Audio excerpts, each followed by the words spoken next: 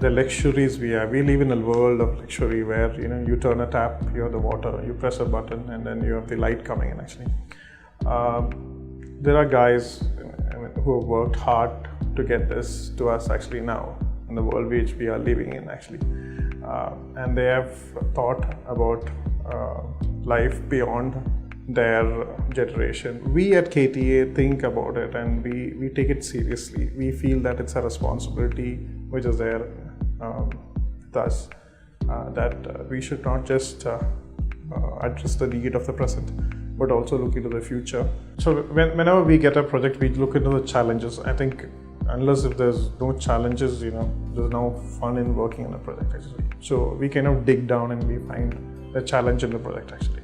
And addressing those challenges is not just about answering the problems which is there at the present, but also to bring out a solution for the future. Then when we push boundaries, we need to focus more into the design, we need to focus more into the technology. And that's where tools like BIM come in, where it will kind of help us to actually achieve it and also bring it to reality actually. When we wanted to use technologies across the firm, what we wanted to do was we wanted drawings not just to be drawings, but then a bigger information model than what it could possibly be. And that was about the right time that BIM came into the whole picture.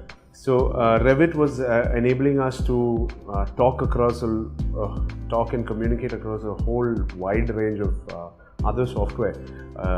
Basically because Autodesk had this huge portfolio of other software within the industry. So AutoCAD was just not the only one that we could use.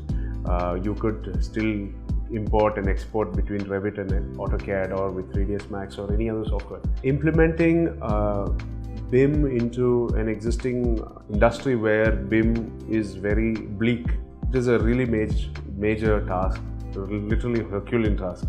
But we did it with a lot of patience. So trainers came in from different domains and who have handled BIM, particularly not only in Revit, in other softwares as well. And we've taken their combined opinions and consolidated into preparing a customized curriculum for our training program. It's also the support from Autodesk that has been there throughout, from the day we've purchased the building design suite or any other product that we purchased from them over the years. They have been supportive throughout. So their technical support sort of gave us directions as to where we were headed, where we needed to go. That expertise level right now has gone to a totally different high at the moment, especially when we've worked with projects like our flagship project, the Aquatic Resort.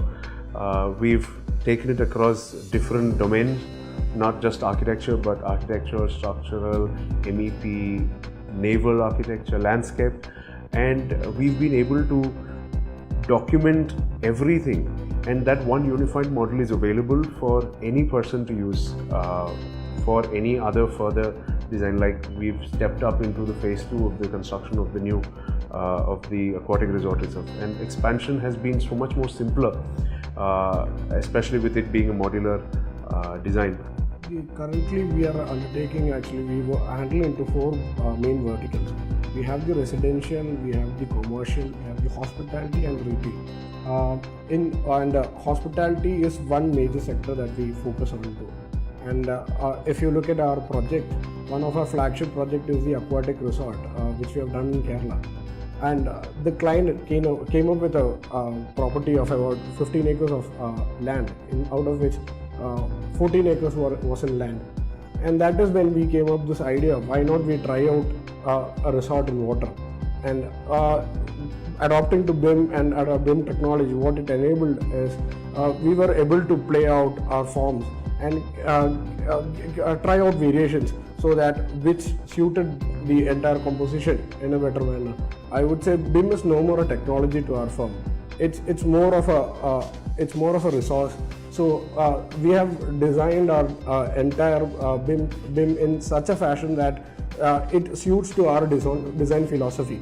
So any new person who comes into our office, who plugs into our office, he comes under that same philosophy. So BIM actually enabled in giving all those facilities which we would have to feed for a new client, a new person joining our firm. This adoption of BIM has reduced the entire workload on the entire office.